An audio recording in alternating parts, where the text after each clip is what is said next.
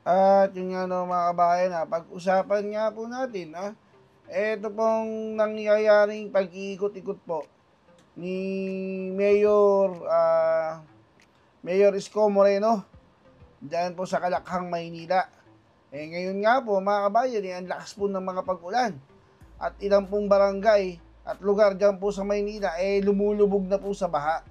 Ngunit hindi po napapagod ito po ang ating mahal na mayor, si Mayor Isko Moreno.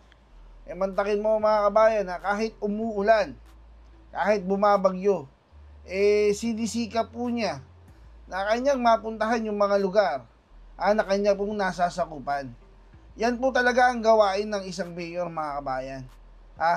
Kailangan pong sinisigurado niya na yung mga kanyang nasasakupan nasa maayos na kalagayan, lalo pat merong bagyo. Tingnan niyo po mga kabay, kung mapapansin niyo po, naka-jacket lang, naka-sombrero, lumulusong po sa baha. Kung ganyan po yung mayor niyo sa lugar ninyo, abay magpasalamat po kayo mga kabayan, palakpakan po ninyo. Bakit? Ibig sabihin po, meron pong malasakit sa inyo yung mayor ninyo, yung leader na pinili po ninyo manguna dyan sa lugar ninyo. Mantakin mo mga kabayan meron po diyang mga politiko na nagsasabing mahal daw po nila yung lugar po nila. Pero pagdating po sa gitna ng mga bagyo, hindi mo po makita. Partikular na po, si Chua mga kabayan. Nasaan po si Chua ngayon? Siguro malamang sa malamang, masarap po ang tulog ni Congressman Chihuahua. Mukhang presko ang kanyang kalagayan na naka-aircon pa ang kanyang ang kanyang kwarto. Baka nga buong bahay naka-aircon pa Hindi po natin alam, nagtatanong lamang po, no. Pero mukhang masarap po yung tulog, mahimbing kasi malamig Pero tignan niyo po yung mayor, kasi sinisigaw-sigawan po ni Chua noon. Ayan po yung sinisigaw-sigaw ni Chua. Yung mayor na yan. Si Mayor Isko. Ano pong ginagawa? Di ba? Kung ikaw mayor, minsan mas masarap lalong ganito malamig ang panahon. Kakapi-kapi ka lang. Di ba? Basa dyaryo, kain ng sinangag na mayroong kamatis, na may tuyo. Mayor ka Di ba? Ganun yung ginagawa ng ibang mayor Dahil na pag umuulan, malamig, kasarap ng buhay. Di po ba? Pero iba tong mayor na to, mga kabayan. Ibahin niyo tong mayor na to. Bakit? Kasi itong mayor na to, mga kabayan, lumaki po yan sa hirap Alam po niya yung pinagdadaanan ng mga tao ngayon dyan sa Maynila. Kaya po siya mismo ang pumupunta doon sa mga lugar na mabinabaha. Partida tayo yan, si Chua, hindi pa siguro nakaranas, nakatumapak yan sa baha Ano po? Baka lang po baka naman nagsiswimming yan sa bahay, hindi po natin alam. Hindi po ba? Pero nakita nyo na po ba si Chihuahua na lumusong sa baha para i-check yung kanyang mga nasasakupan? Malabo mga bayan. Mukhang hindi po. Pero ito si Mayor Isko, nakita nyo po nakaraan hanggang dibdib yung tubig. Nilulusong niya mga kabayan. Bakit? Kasi kailangan niya makapunta dun sa lugar na kung saan, kailangan niya siguraduhin wala nang taong naapektuhan, dapat nakalikas na. Ganyan po katindi yung mayor ng Maynila. Ganyan po katindi yung sinayang natin noong eleksyon. Pinili po natin, tayo nagpabudol. Nabudol po tayo ng isang hindi natin alam tumitira po pala ng pulburon. Kung ganyan sana ang Pangulo natin, mga kabayan, makikita mo. Di ba? Sine-check yung mga constituents niya. Pinupuntahan kung ano yung mga apektadong lugar at kung ano pa yung pwedeng gawin para maibsan yung baha dyan sa lugar nila. Nasaan na po yung Pangulo natin ngayon?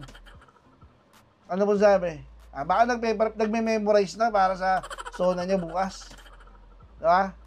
Sabi nga nung diba? Hindi nga nakatapak sa baha yata yun Ano po sabi niya? Ipunin daw yung tubig. Talino, di ba? Imbis na pahanap niya yung flood control na sinasabi niyang, na-imagine niya yata na 5,500 na flood control. Bantakin mo sasabihin sa mga Pinoy, ano, ipunin yung tubig baha. Saan ba naman nakakita ng ganyang Pangulo? Kakatiran nyo ng pulburon, lumiit na utak. Ha? Hindi nyo gayahin si Mayor Isko. Ito mga kabayan, no? Paano, baka sabihin nyo, picture lang eh. Ito mga kabayan, panoorin po natin, ha? Kung paano po inikot ni Mayor Isko yung kamay nilaan habang bumubugso ang malakas na pag-ulan, ha? At matitinding pagbaha. Panoorin po natin ito.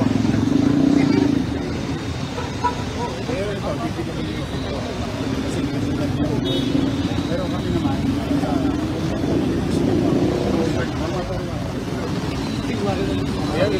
dito po, from Jenny. Ay, Jenny. Hapon lang po.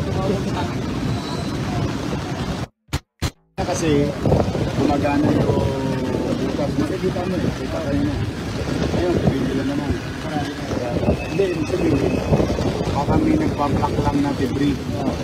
Kaya pinabubuksan ko ito. Kasi kawawa yung mga nagmumotor. Ang unang biktima dyan yung nagmumotor. Kaya ang dami niya.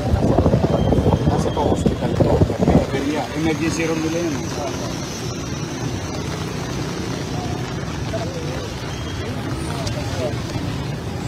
Sira ng payo.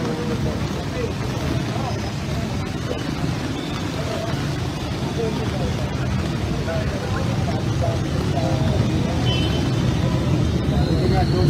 Wala. Dati may baha doon. Wala.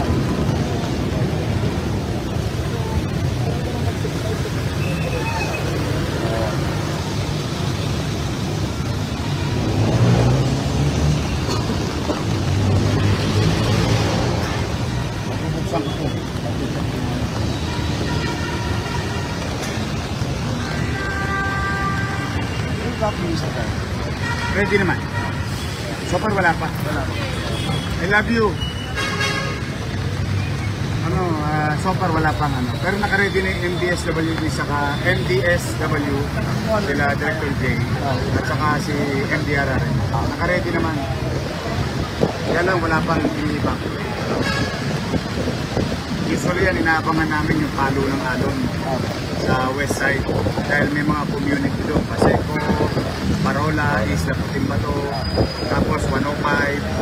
Yan ang mga barangay na medyo nasa tabing dagat.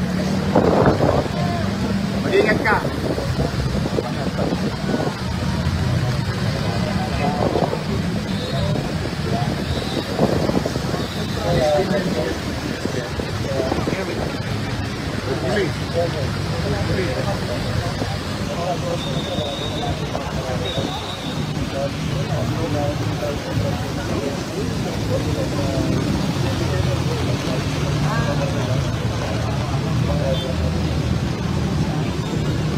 Kamusta tayo sa Pisinor? Kama mga bisa sa akin. Baka sumalakay ang mga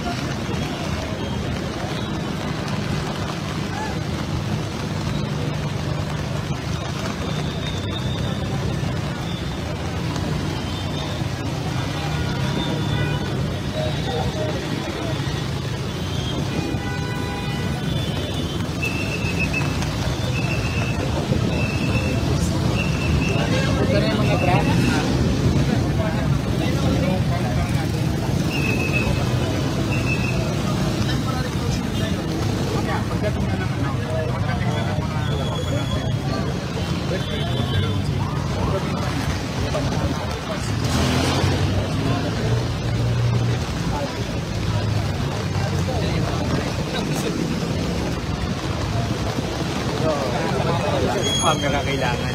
Hindi naman nakapit.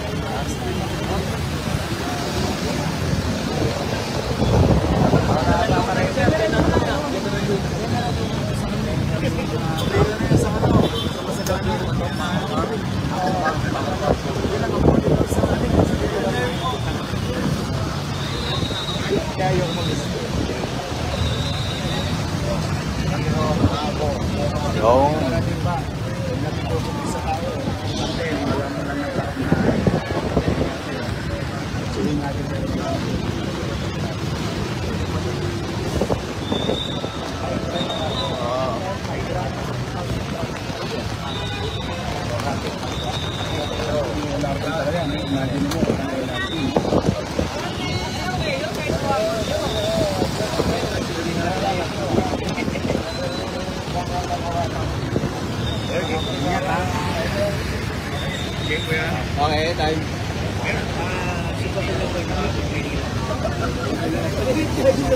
Well, Steve, I really don't know how to put it in a better word. So far, okay. Meron lang kami mga insidente na talagang kailangan bigyan ng concern. Kalaw, Top Avenue, major thoroughfares. It has to be cleared of any obstruction, hopefully, even flooding yung major thoroughfare para tuloy-tuloy. Ang isang challenge namin ngayon is nasa northern Manila, o yung Estero de Sulicapo. Kasi may pinagawa doon yung congressman, flood control, hindi nagamit, hindi tumatakbo, useless.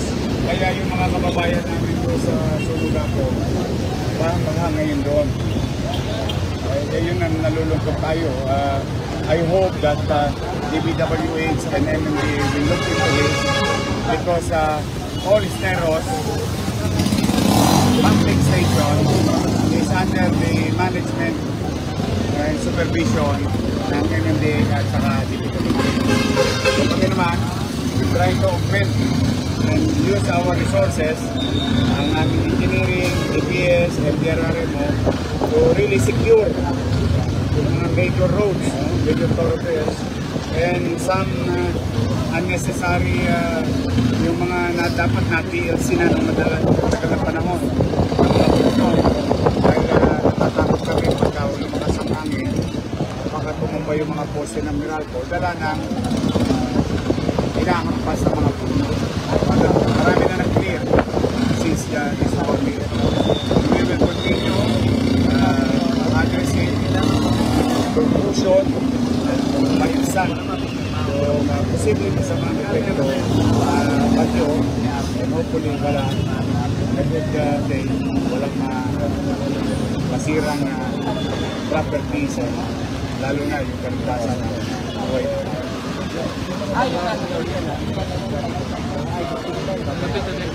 Yes.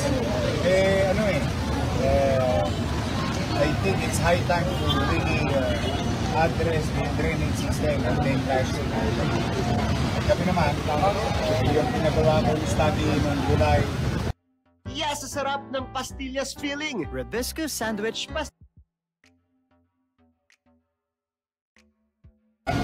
Natapos na last February 2025. So, kailangan lang yung general master plan o master plan ng drainage system. That's the way to do it.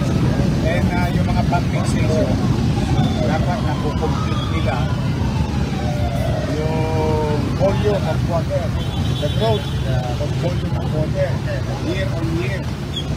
Para naman yung mga pinagamit namin pumping station na po, sapat na buligo para ibata sa and hopefully, I think it is, kami naman, mga taga-lokal, ay patuloy kami mag-ano. Yayanigin namin lagi yung national government. Yayanigin yung napati na nag-wait. We will continue to pound them with information and things that we need to do. Because we have to work hand in hand. We cannot do it alone. Sa mga tao lamang, nag-iingat kayo. At the very least that we can give to you now is pumanatag kayo. Dali-dali lang kami. As many as we can. Lahat ang kakayanan namin. Now, nasa kalsada naman. Floodgates, no? Yung binuksan natin, kita mo, pansinin mo yung Top Avenue Quirino. Wala pa. Itong dalawang sarado ito, dahil mahina yung pump. Yun. Ito yung natatamasa lang. I'll show you one. Did you see that corner? Iniikot ng doon. Tapos dito, kasi pulong na naman doon. Ganun lang ang, yun lang mathematics nun. Correct lang. Ngayon, yung declogging na ginagawa natin is a band-aid solution day to day hanggat wala yung talagang real solution, which is to create more catch basin and pumping station that are running effectively at mga tubong sapat at nag-uusap kasi maraming ginawang tubo rito sa Maynila hindi nagpapangita based sa pag-aaral namin. But dahil hindi nagtatagpo, pinadhana pero hindi nagtatpo. Mawawa naman ang taong bayan. Pero i-correct na lahat yan under our watch through the years. Wala pa naman, salamat sa Diyos. But your city government, through our social welfare director, Luis de la Fuente, we are ready and our team. And NDRRMO through Director Adel Anares, we are ready. Whatever eventuality and in the coming days. Thank you, Taray. Aarang nyo na.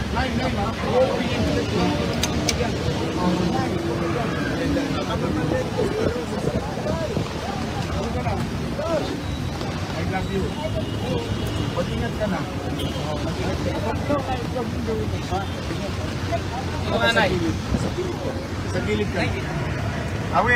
Nay, dito ka nanay. Matigas kayo. Kaya po rin.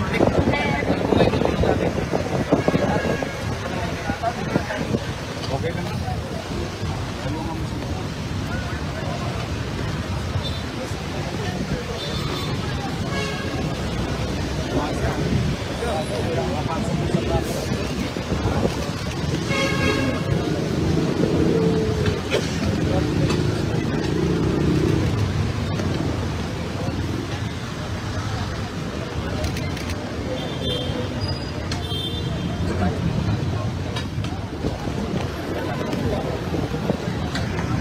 Wala tayong automated na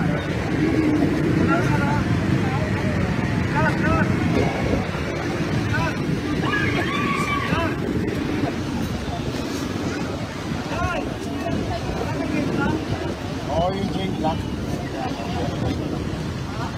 Wala na yun.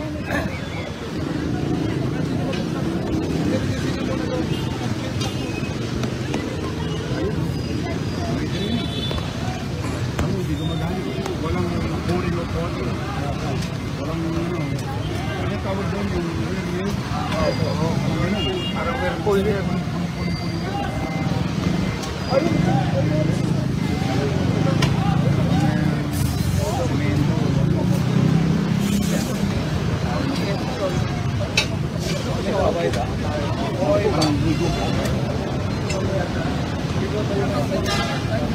Binili natin yan ng araw.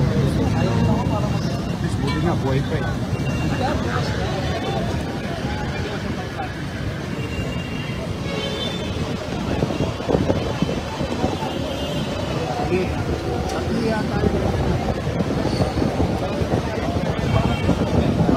Anin.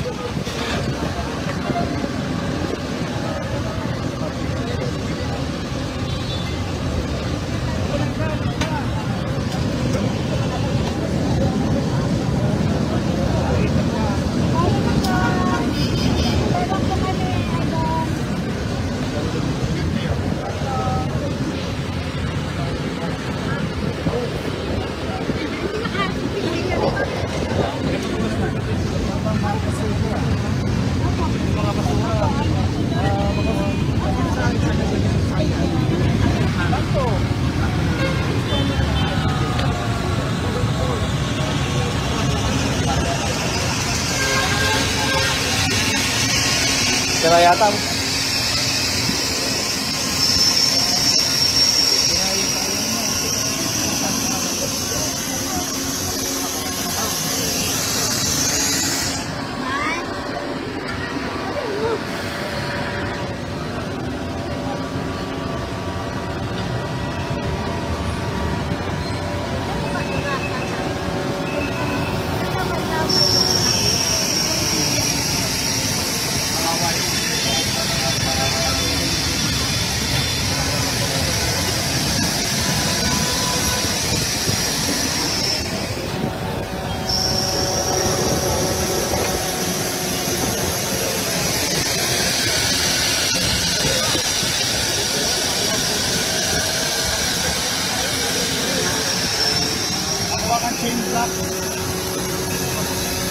Bukas mo makatapos yun. Hindi mo kailangan ng makataas.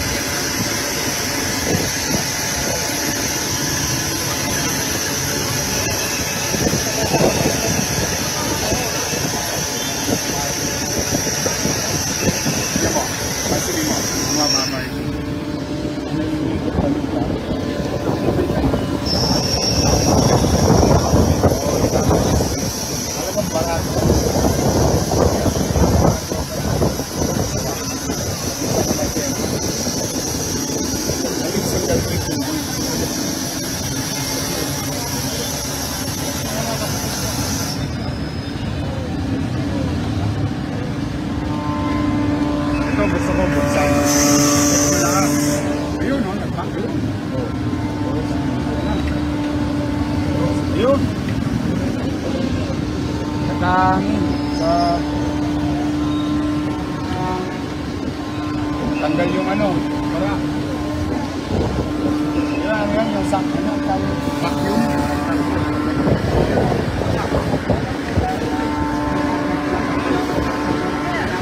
Putik talaga, o yan, putik talaga. General, kailan mo, putik talaga.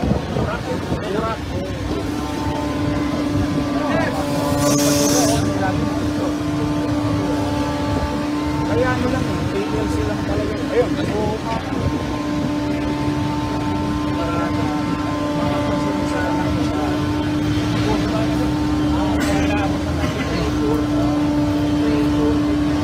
burak talaga eh. Sarap niyan. Araw, pinaliliguan pa namin yan. Swimming pa yun. Talaga lang. Sa Kagitingan. Kagitingan, gano'n eh. Balakan lupa.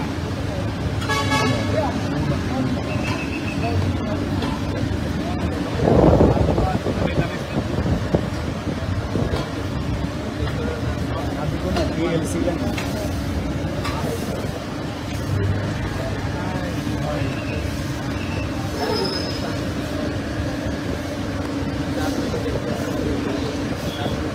Lumalib yung tubo niya. Pumapasok yung tubo niya. Kanina parang may kalito yung hapon. Safe. Oo. Tapos, yung mga parking na nakita natin. Alin? Yung mga parking. Mga illegal parking.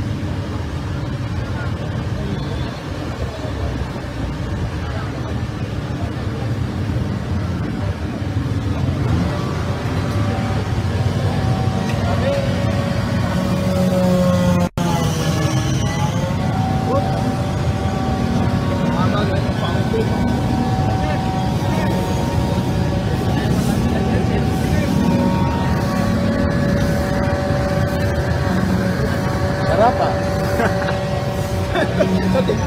Sarap. Alat-alat.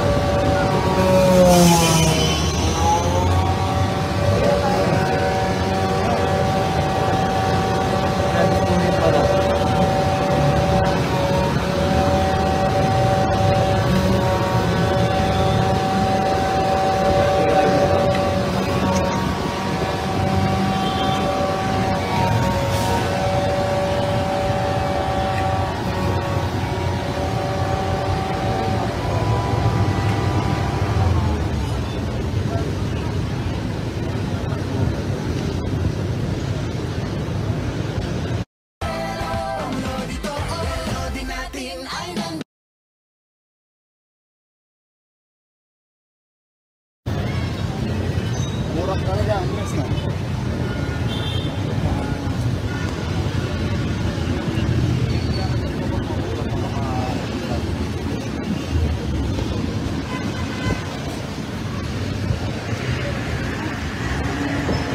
May change lang ha.